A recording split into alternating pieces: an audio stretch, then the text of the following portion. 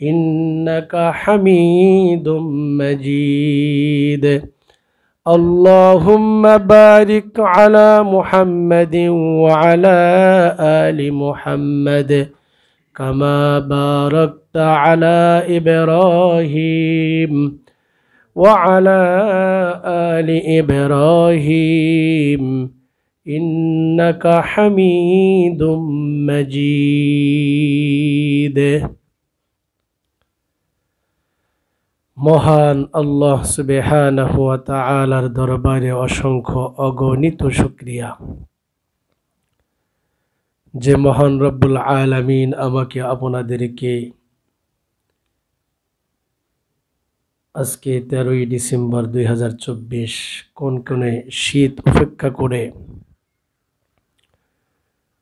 ঠান্ডা পানি দিয়ে গোসল করে মহান আল্লাহ তাআলার মহান হুকুম জুমার 2 রাকাত নামাজ পড়ার লক্ষ্যে তার ঘর পর্যন্ত এত বড় এলাকা থেকে হাজারো মানুষ থেকে ছাঁটাই আর বাছাই করে আমাকে আপনাদেরকে মনোনীত করে ভালোবেসে মোহাব্বত করে তার ঘর পর্যন্ত পৌঁছে দিয়েছেন নামাজের পূর্ব মুহূর্তে প্রতি জুমার আজকের জুমার দিনেও গুরুত্বপূর্ণ কিছু কথা বলবার শুনবার তৌফিক দান করলেন নিয়ামতের শুকরিয়া আদায় করে আলহামদুলিল্লাহ মুআজ্জাজ মুহতারাম হাজিরিন অগ্রহায়ণ মাস বাংলা মাসের সম্ভবত আজকে 28 তারিখ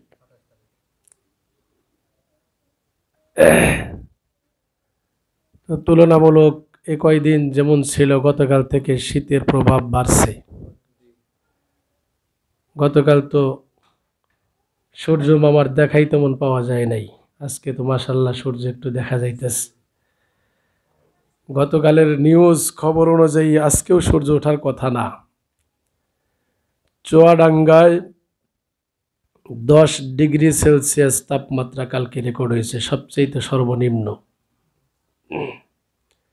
আরো কয়েকদিন এরকম থাকার কথা কিন্তু আল্লাহ তাআলার মেহেরবানি আজকে রোদ উঠে গেছে তো সামান্য একটু শীতের প্রভাব বাড়ছে আমাদের হাই হতাশা বাড়ছে আমরা ওযু করতে যাই কত ধরনের মন্তব্য করি ঠিক না এত ঠান্ডা পানিতে ওযু করা যায় নামাজ পড়া যায় ফজরের সময় ওঠা যায়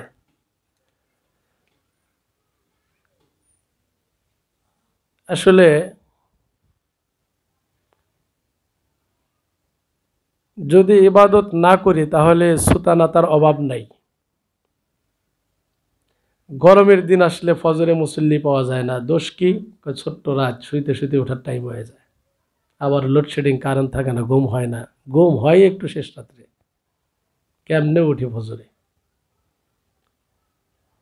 আর এখন দিন ছোট রাত অনেক বড় অনেকে তো এমনিই বলি আগে আগে শুইলে ঘুমাইতে ঘুমাইতে মেরুদণ্ডের হাড় ব্যথা হয়ে যায় ঠিক না এশার নামাজ পর যদি কেউ ঘুমায় তাইলে কয় ঘন্টা ঘুম হয় খবর আছে 6টায় ফজরে জামাত কোন জায়গায় 6টা 5:10 ফজরে নামাজ পড়ে তারপরে ফজরে পর্যাপ্ত পরিমাণে মুসল্লি হয় না দোষ কি কয় এত শীত এই শীতের ভিতরে কেমনে উঠি মানে আল্লাহর হুকুম ছেড়ে দেওয়ার অজুহাতের শেষ নাই যুক্তির শেষ নাই কিন্তু মহান আল্লাহ সুবহানাহু ওয়া তাআলা যাদেরকে তৌফিক দান করেন ইবাদত বন্দেগী করার জন্য তাদের কাছে কি শীতকাল কি গরমকাল ঠিক কিনা কথা বলেন কি সুখে কি শান্তিতে কি দুঃখে কি কষ্টে আল্লাহ তাআলার ইবাদত তারা কখনো ছেড়ে দেয় ঘটনা এরকম শুনেছি এক বুজুর্গ 2 চোখে সমস্যা হয়ে গেছে খুব মনোযোগ দিয়ে শুনবো শিক্ষা আছে এর মধ্যে হসপিটালে ভর্তি করা হয়েছে তো ডাক্তাররা বলতেছে হযরত আপনার দুনো চোখ অপারেশন করতে হবে অপারেশন করলে আল্লাহ চাহে তো আবার চোখের দৃষ্টিশক্তি ফিরে পাবেন কিন্তু আপনাকে কয়েকদিন নামাজ ছাড়া তো থাকতে পারেন না, সেজদা দিতে পারবেন না, নামাজ পড়তে পারবেন না, চোখে পানি লাগাইতে পারবেন না। তো আল্লাহর ওলি ডেকে বলে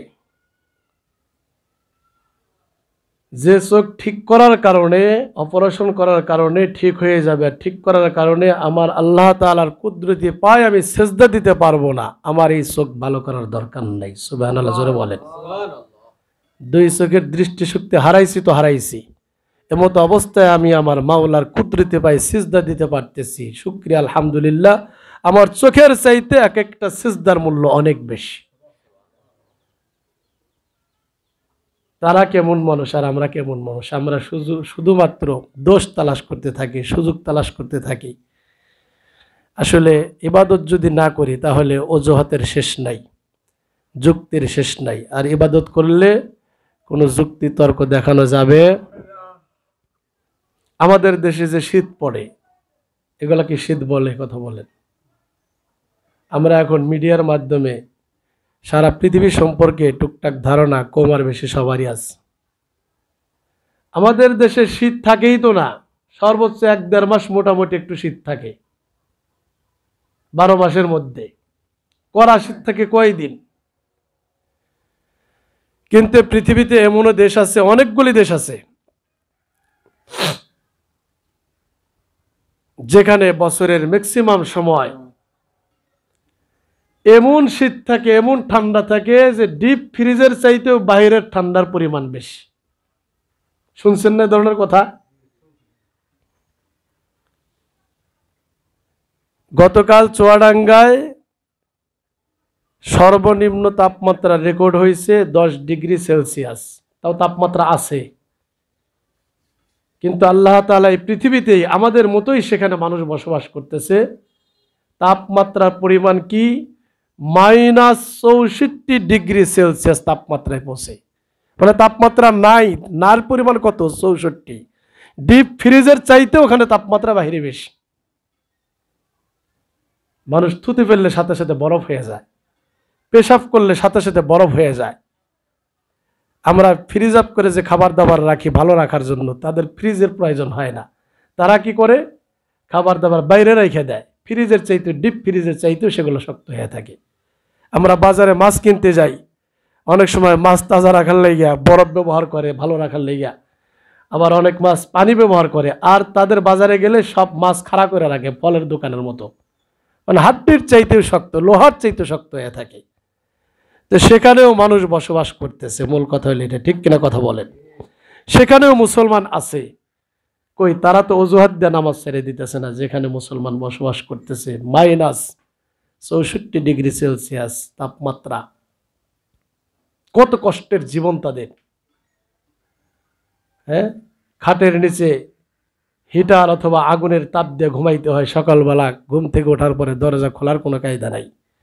সরকারি গাড়ি আসবে, বরফ কাটবে, রাস্তাঘাট পরিষ্কার করবে, তারপরে বের হতে পারবে। ওই সমস্ত দেশের, ওই সমস্ত মানুষের কথা চিন্তা করলে আমাদের দেশে যে শীত পড়ে, কি এবছর কি গত বছর কি আগামী বছর, এগুলা শীতের মধ্যেই পড়ে না। ঠিক কিনা? কথা বলেন। তা আসলে আল্লাহ তাআলার ইবাদত করতে গেলে এই সুতানাতা অজুহাত দেখানো যাবে? বরং আল্লাহ তাআলা, আমি মনে করি আমার ক্ষুদ্র জ্ঞান অনুযায়ী, বাংলাদেশের মানুষ দুনিয়ার মধ্যে অনেক দেশের তুলনায় অনেক শান্তিতে, অনেক সুন্দর আবহাওয়ার মধ্যে বসবাস করে। ঠিক কিনা? কথা বলেন। বিদ্যুৎ চলে গেলে ওরকম হাই হতাশ নাই, রাস্তার মধ্যে ডিম বাজা যায় না। তুলনামূলক অনেক বছর পরে, গত বছর এই যে গরম গেল, একটু গরমের প্রভাব বেশি পড়ছিল, এরা হাই হতাশ, আমাদের কান্নাকাটি। কিন্তু পৃথিবীতে তো এমন দেশ আছে যেখানে রোদের তাপের কারণে দিনের বেলা সরকারিভাবে ঘোষণা হয় কোনো লোকজন ঘর থেকে বের হতে পারবে না। এরকম দেশ বহু আছে। তারা রাতের বেলা কাজ করে সারা রাত জায়গা থেকে, আর দিনের বেলা ঘর থেকে বের হয় নিষেধ। কারণ এত তাপ, ঘর থেকে বের হলেই সে অসুস্থ হয়ে যাবে, শরীরের মধ্যে ফসকা পড়ে যাবে। তাহলে দেখেন, আগে বললাম ঠান্ডার কথা, কি ঠান্ডা কি গরম, ওই রকম কি প্রভাব আমাদের দেশে আছে? হ্যাঁ, তারপর আল্লাহ পাকের দরবারে শুকর, কত কত নিয়ামত দিয়ে আমাদেরকে ধন্য করেছেন। আমি মাঝে মধ্যেই বলি আলোচনায় যে আমরা এখন সর্বনিম্ন শ্রেণীর একজন, সর্বনিম্ন আয়ের একজন মানুষ, যে সুযোগ সুবিধা, যে নিয়ামত ভোগ করতেছি আল্লাহ তাআলা দান করেছেন, আগের যুগের রাজা বাদশারা এ ধরনের নিয়ামতের কল্পনাও করতে পারতো না। ঘরে ঘরে বিদ্যুৎ আছে কি নাই? 100-150-200 টাকা দিয়ে একটা হিটার জগ কিনলে পানি গরম হয় কি হয় না? কথা বলেন। তা আগের যুগেতে বিদ্যুৎই ছিল না। দেশের একজন প্রধানমন্ত্রী, সেও তো গরম পানি চুলায় ছাড়া করতে পারতো না। ঠিক কিনা কথা বলেন? এরকম আরো অসংখ্য নিয়ামত রাজিদে আল্লাহ তাআলা আমাদেরকে ডুবিয়ে রেখেছেন, অথচ আমরা আল্লাহর নাফরমানি করতে কুণ্ঠাবোধ করি না। যাই হোক, মুআজ্জাজ মুহতারাম হাজিরিন, আমাদেরকে আল্লাহ তাআলার দরবারে নিয়ামতের শুকরিয়া বেশি বেশি আদায় করতে হবে। লা ইন শাকারতুম লা আযীদান্নাকুম ওয়া লা ইন কাফারতুম ইন্না আযাবি লাশাদীদ। যদি আমি আপনি আল্লাহ তাআলার দরবারে নিয়ামতের শুকরিয়া বেশি বেশি আদায় করতে পারি, যত নিয়ামত আল্লাহ তাআলা দান করেছেন আল্লাহ তাআলা আরো নিয়ামত বাড়িয়ে দেবেন। সুবহানাল্লাহ বলেন। আর একটু আধটু এদিক সেদিক হইলেই যদি নাফরমানি করি, তাহলে আল্লাহ তাআলা নিয়ামত যেটা দিয়েছেন সেটাও ছিনিয়ে নেওয়ার ভয় দেখাইতেছেন। এজন্য আমরা কি করব? নিয়ামতের শুকরিয়া আদায় করব বেশি বেশি, হাই হুতাশ করব না। একটু শীত পড়লেই নামাজ ছেড়ে দেওয়া যাবে? কথা বলেন। 1 ঘন্টা কারেন্ট না থাকলেই নামাজ ছেড়ে দেওয়া যাবে? আমরা তো এটাই করি। হযরতে মূসা আলাইহিস সালাতু ওয়াস সালামের অসংখ্য ওয়াকিয়া আছে, ঘটনা আছে। যে পর্যায়ে আছে আল্লাহ তাআলার নিয়ামত যতটুকু প্রাপ্ত হয়েছে, যতটুকু পেয়েছি, ওই হালাতে, ওই অবস্থায় মালিকের দরবারে শুকরিয়া আদায় করতে হবে, আলহামদুলিল্লাহ সন্তুষ্ট থাকতে হবে। মূসা আলাইহিস সালাতু ওয়াস সালাম মহান আল্লাহ সুবহানাহু ওয়া তাআলার সঙ্গে কথা বলার জন্য তুর পাহাড়ে যাইতেছেন। প্রতিমধ্যে 2 লোকের সঙ্গে দেখা। কয় লোক? 2 লোক। প্রথমত এক লোকের সঙ্গে দেখা, সে লোক বলতেছে, আল্লাহর পয়গম্বর মূসা, আপনি তো তুর পাহাড়ে যাইতেছেন আল্লাহর সঙ্গে কথা বলার জন্য, তবে আমার একটা আরজি, আমার একটা আরজ, একটা নিবেদন, একটা আবেদন। আপনি আল্লাহ তাআলার সঙ্গে কথা বলা শেষ হওয়ার পরে আল্লাহ তাআলাকে আমার বিষয়ে একটা কথা জিজ্ঞেস করবেন। সেটা কি? সেটা হলো যে আল্লাহ তাআলা আমাকে এত ধন দৌলত, টাকা পয়সা, গাড়ি বাড়ি দান করেছেন যে আমি এখন আমার সম্পদের কারণে অতিষ্ঠ। যে আল্লাহ তাআলা এত এত নিয়ামত দান করেছেন যে আমি চাই আমার আর সম্পদ না বাড়ুক। আমাদের মধ্যে আছে নাকি এরকম কেউ? সারা বাংলাদেশ যদি বেরজাল দিয়ে চাপ দেওয়া যায়, আমার মনে হয় যে যত টাকার মালিক তার আরো চাই। ঠিক কিনা কথা বলেন? এই কথা আমরা কেউ বলতে পারি না যে আলহামদুলিল্লাহ অন্য 10 জনের তুলনায় তো কত কত নিয়ামত পাইছে, আমার আর লাগবে না। এই ফিলিংস আমাদের ভিতরে নাই।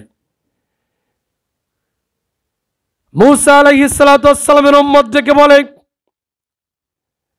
আপনি আল্লাহ তাআলার সঙ্গে কথা বলার পরে আমার এই বিষয়টা আল্লাহ তাআলার সামনে তুলে ধরবেন যে এত এত নিয়ামত দিয়ে আল্লাহ তাআলা আমাকে ধন্য করেছেন। টাকা পয়সা, গাড়ি বাড়ি, ধন দৌলত, কোনো কিছুর অভাব নাই, শুধু বাড়তেইছে, কোনোভাবে কমে না। কি করলে আমার টাকা পয়সা বাড়বে না? কি করলে আমার টাকা পয়সা আর বাড়বে না? কোন আমল করলে আমার ধন সম্পদ আর বাড়বে না? আল্লাহ তাআলাকে আপনি আমার এই নিবেদনটা বলবেন। ঠিক আছে। একটু সামনে অগ্রসর হওয়ার পরে আল্লাহর পয়গম্বর হযরতে মূসা আলাইহিস সালাতু ওয়াস সালামের সঙ্গে তারই আরেকটা উম্মতের সাক্ষাৎ। আল্লাহর পয়গম্বর মূসা, আপনি তো তুর পাহাড়ে যাইতেছেন আল্লাহর সঙ্গে কথা বলার জন্য। জি। আল্লাহ তাআলার সঙ্গে কথা বলার পরে আমার একটা নিবেদন, আবেদন আছে, আল্লাহ তাআলার নিকটে তুলে ধরবেন। সেটা হলো, আমার পৃথিবীর বুকে পার্থিব সম্পদ বলতে তেমন কিছুই নাই। সামান্য একটা সোন বনের একটা ঘর আছে, কুড়ে ঘর আছে। কোন রকম থাকার মতো, মাথা গোজার মতো একটু ঠাঁই আছে না? সে ঘরে শীত মানে না, ঘরে সে ঘরে বৃষ্টি মানে। এমতো অবস্থায় আমার কি করা উচিত? কি করলে আমার এই অবস্থার পরিবর্তন হবে? আল্লাহ তাআলা আমার ভাগ্যের পরিবর্তন করে দেবেন, আমার সংসারে একটু সচ্ছলতা আসবে, আমি একটু ভালো খাইতে পারবো, পড়তে পারবো, ভালো একটা বাসস্থানে থাকতে পারবো। কোন আমল করলে আল্লাহ তাআলা আমার ভাগ্যের পরিবর্তন করে দেবেন? আল্লাহর সঙ্গে এটা বলবেন। ঠিক আছে। আল্লাহর পয়গম্বর হযরতে মূসা আলাইহিস সালাতু ওয়াস সালাম তুর পাহাড়ে চলে গেলেন। দীর্ঘ সময় আল্লাহ সুবহানাহু ওয়া তাআলার সঙ্গে কথা বললেন এবং উম্মতের জন্য দিক নির্দেশনা নিলেন। শেষে দুই ব্যক্তির কথাও তুলে ধরলেন। আপনারা বলেন প্রথম ব্যক্তি কি বলেছে? তার সম্পদ কমানোর জন্য আল্লাহর দরবারে কথা বলতে বলছে, ঠিক কিনা? আল্লাহ তাআলাকে ডেকে বললেন, মাওলাই কারীম তুমি সবকিছু দেখো, সবকিছু শোনো। আমি আজকে তোমার সঙ্গে কথা বলতে আসতেছিলাম, রাস্তার মধ্যে আমার ওই উম্মত তোমার দুই বান্দা কি কথা আমার সঙ্গে বলেছে, সবকিছু তুমি শুনেছো, এটা আমার বিশ্বাস, ঠিক কিনা? তারপরে ফর্মালিটি পালন করতে হয়, নিয়ম পালন করতে হয়। প্রথম এক ব্যক্তি যাকে তুমি ধন সম্পদ, টাকা পয়সা, গাড়ি বাড়ি দিয়ে ধন্য করেছো, রাত পোহাইলেই শুধু তার সম্পদ বাড়তে থাকে। আল্লাহর বান্দা সম্পদ বাড়ার কারণে হাই হতাশ পেরেশানি। জিজ্ঞেস করেছে কি আমল করলে তার সম্পদ কমে যাবে? মাওলাই কারীম তুমি এমন এক আমল বলে দাও তোমার ওই বান্দা আমার উম্মত তার যেন সম্পদ আর না বাড়ে। অতঃপর আল্লাহ তাআলা বলতেছেন, মূসা তুমি ফেরার পথে তোমার ওই উম্মতকে, আমার বান্দাকে বলে দেবা যে তুমি যদি আল্লাহ তাআলার নাশুকরিয়া বেশি বেশি আদায় করতে পারো তাহলে তোমার সম্পদ একের পর এক কমতে থাকবে। নাউজুবিল্লাহ বলেন। যে তাকে আমি সম্পদ বাড়াই দেই আর সে শুধু বলে আলহামদুলিল্লাহ, সম্পদের যত হক আছে আদায় করতে থাকে, যাকাত ফরজ হইলে যাকাত দেয়, কোরবানি ওয়াজিব হইলে কোরবানি দেয়। এই যে শীত আসছে, অসহায় গরিব দুস্থ বিধবা এতিম পথ শিশুদেরকে শীতের কাপড় চোপড় কম্বল ল্যাপটপ কিনে দেয়। এক কথায় সম্পদের সঠিক ব্যবহার সব সময় সে করতে থাকে, এজন্য তার সম্পদও বাড়তে থাকে। যদি সে সম্পদ কমাইতে চায় তাহলে সম্পদের সঠিক ব্যবহার বন্ধ করতে হবে, সেই সাথে আমি আল্লাহর নাশুকরিয়া আদায় করতে হবে। তুমি যা বলবা আজকে থেকে আল্লাহর যদি নাশুকরিয়া করো তাহলে তোমার সম্পদ কমতে থাকবে। ঠিক আছে বলবো। অপর ব্যক্তির কথাও তুলে ধরলেন, আয় আল্লাহ তাআলা তোমার আর এক বান্দা নাই পার্থিব সম্পদ বলতে, দুনিয়াবি সম্পদ বলতে, অর্থ করে বলতে তেমন কিছুই নাই। বসবাসের জন্য শুধুমাত্র কেবলমাত্র ছোট্ট একটা করে ঘর আছে যেটা তৈরি হয়েছে সোনার বন্দি। তোমার ওই বান্দা এত পেরেশানি, অর্থ অভাবে, টাকা নেই, পয়সা নাই, বসবাসের জন্য সুন্দর একটা ঘর পর্যন্ত তার নাই। মাওলাই কারীম সেও জিজ্ঞেস করেছে এমতো অবস্থায় আমার করণীয় কি করলে আমার এই অবস্থার পরিবর্তন হবে? আল্লাহ তাআলা ডেকে বললেন, আমার ওই বান্দাকে তুমি যাওয়ার সময় বলবা সেই জন্য আমি মালিকের বেশি বেশি শুকরিয়া আদায় করে। সুবহানাল্লাহ বলবেন না? আল্লাহর পয়গম্বর হযরতে মূসা আলাইহিস সালাতু ওয়াস সালাম যখন তুর পাহাড় থেকে বিদায় নিয়ে আল্লাহর সঙ্গে কথা বলা শেষ করে বিদায় নিয়ে চলে আসতেছেন, বলেন তো সর্বপ্রথম এখন কার সঙ্গে দেখা? গরিব লোকের সঙ্গে দেখা। আল্লাহর বান্দার সঙ্গে দেখা হওয়ার সঙ্গে সঙ্গে বলতেছেন, ভাইজান আপনার জন্য সুসংবাদ আছে, মহান আল্লাহ সুবহানাহু ওয়া তাআলা আপনার অবস্থার পরিবর্তনের জন্য আমল শিখাই দিয়েছেন। আমল হলো তুমি যে অবস্থায় যে হালাতে যেভাবে আসো না কেন আল্লাহ তাআলার দরবারে তোমাকে বেশি বেশি শুকরিয়া আদায় করতে হবে। সুবহানাল্লাহ বলেন।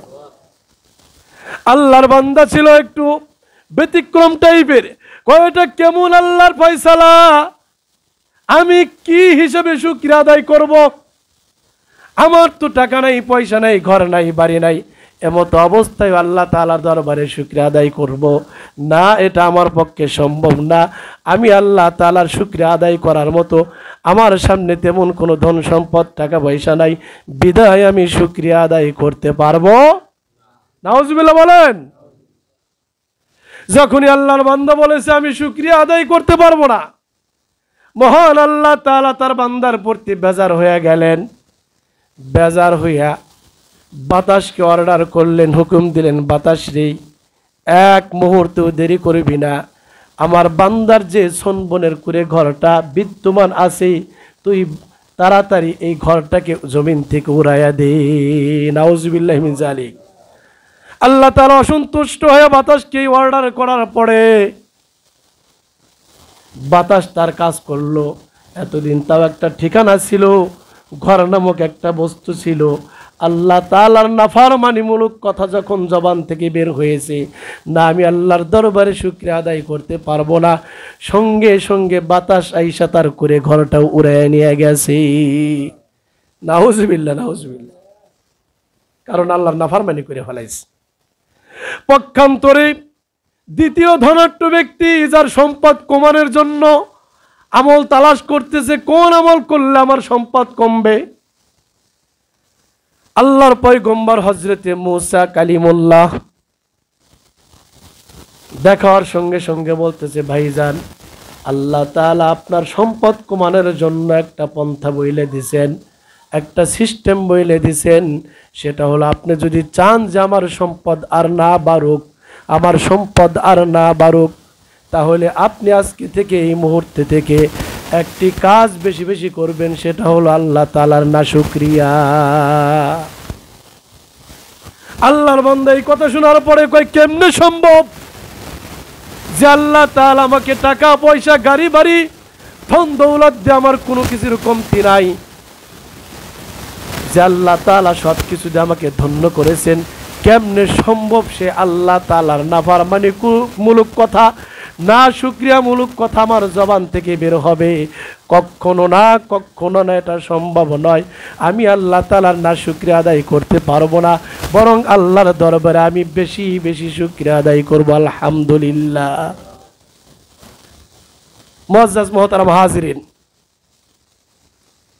রাসূল কারীম সাল্লাল্লাহু আলাইহি ওয়াসাল্লাম এক বর্ণনায় বলেছেন, উনজুরু মান আসফালা মিনকুম,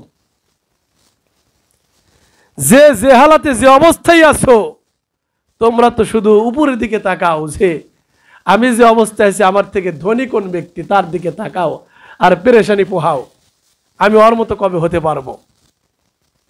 একজন বাইসাইকেলওয়ালা মোটর সাইকেল দেখলে তার মনের ভিতরে শখ জাগে, কষ্ট জাগে, হায় রে আমার যদি একটা মোটর সাইকেল থাকতো। ঠিক কিনা কথা বলেন? মোটর সাইকেলের ড্রাইভার চলন্ত অবস্থায় যখন প্রাইভেট কার রাস্তার মধ্যে দেখে, তার আশা জাগে, হায় রে চার চাক্কার মালিক কবে হতে পারবো। ঠিক কিনা কথা বলেন? এভাবেই মানুষের ফিলিংসটা, মনের অবস্থাটা তৈরি হয়। অথচ একবারও ভাবে না, হায় রে আল্লাহ তাআলা আমাকে দুইটা সুস্থ পা দিয়েছেন, আমাকে একটা বাইসাইকেল দিয়েছেন, আমি সুস্থ দুইটা পা দিয়া বাইসাইকেল চালাইতেছি। আমি যে বাইসাইকেল চালাইতেছি, অনেক আল্লাহর বান্দার তো এটা স্বপ্ন যে আমি পায়ে হাইটা কত কষ্ট কইরা বাজারঘাট করি, আমার প্রয়োজন পূরণ করি। যদি 2000 টাকা দামের একটা সাইকেল থাকতো তাহলে আমার সময়টা সেভ হইতো। ঠিক কিনা কথা বলেন? মুআজ্জাজ মুহতারাম হাজিরিন, আজকে আমি আপনি যে যে হালাতে যে অবস্থায় আছি, অনেকে এই হালাতে এই অবস্থায় হওয়ার জন্য আল্লাহর দরবারে দোয়া করে, স্বপ্ন দেখে। ঠিক কিনা কথা বলেন? সময় শেষ, আপনাদেরকে কষ্ট দেব না, শুধু একটা মেসেজ দিয়ে শেষ করি। হযরত শেখ সাদী রহমাতুল্লাহি আলাইহি পারস্যের বহুত বড় কবি ছিলেন। আমরা তার লিখিত কিতাবাদি পড়ছি, অনেক কিতাব আছে তার। সার কথা হলো যে এত বড় কবি, এত বড় দার্শনিক, এত বড় ব্যক্তিত্ব, এত বড় শিক্ষিত লোক হযরত শেখ সাদী রহমাতুল্লাহি আলাইহি, কিন্তু ওনার আর্থিক অবস্থা এত খারাপ যে ঘটনাক্রমে উনি যে একজোড়া স্যান্ডেল পাই দিয়ে বাইরে হাঁটবেন, পা আছে কিন্তু স্যান্ডেল নাই। অথচ তার লিখিত কিতাব পড়ে মানুষ আলেম হয়। চিন্তা করা যায়।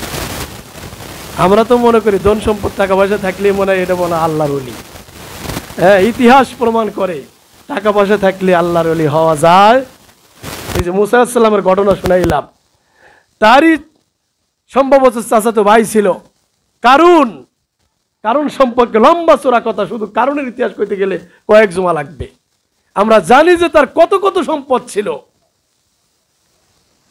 কিন্তু আল্লাহ তাআলার নাফরমানি করার কারণে মুসা আলাইহিস সালামের বদদুয়া লেগে গেছে। সেই দিন থেকে, যেদিন বদদুয়া করেছিলেন জাকাত না দেওয়ার কারণে, কিয়ামত পর্যন্ত শুধু নিচের দিকে দাপতেই থাকবে। সুবহানাল্লাহ বলেন, নাউজুবিল্লাহ বলেন, নাউজুবিল্লাহ মিন যালিক। যাই হোক, হযরত শেখ সাদী রাহমাতুল্লাহি আলাইহি উনি খুব মনে মনে কষ্ট পাইতেছেন, হায় রে, আল্লাহ তাআলা এত জ্ঞান দিলেন, এত বুদ্ধি দিলেন, এত কিতাবাদি রচনা করলাম, কত কিছু করলাম, কিন্তু একজোড়া স্যান্ডেল পঞ্চ পায়ে দেওয়ার মতো আমার নাই। আল্লাহ তাআলা আমাকে এত অভাবগ্রস্ত করেছেন, মনের ভিতরে খুব কষ্ট।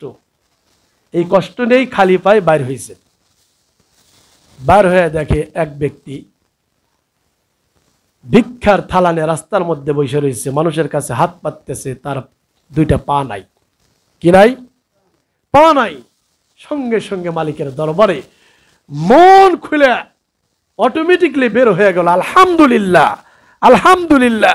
হায় রে, আমি আফসোস করতেছিলাম মনে মনে, আমাকে হয়তো শিক্ষা দেওয়ার কারণে ঘর থেকে বের হওয়ার পর দৃশ্য আমার চোখের সামনে আসলো যে আমার একজোড়া স্যান্ডেল নাই, জুতা নাই, কিন্তু আল্লাহ তাআলা আমার চোখের সামনে যে ব্যক্তিকে রাস্তার মধ্যে সাহায্যের থালা নিয়ে, ভিক্ষার থালা নিয়ে বসাই দিয়েছেন, তা তো শরীরের মধ্যে দুটো পাই নাই। সে তুলনায় আমি অনেক ভালো আছি না? কথা বলেন, ভালো আছে কিনা? কথা বলেন। উনার যদি হাজারো কোটি টাকা থাকে, উনি স্যান্ডেল পাই দিতে পারবে? পারবে না।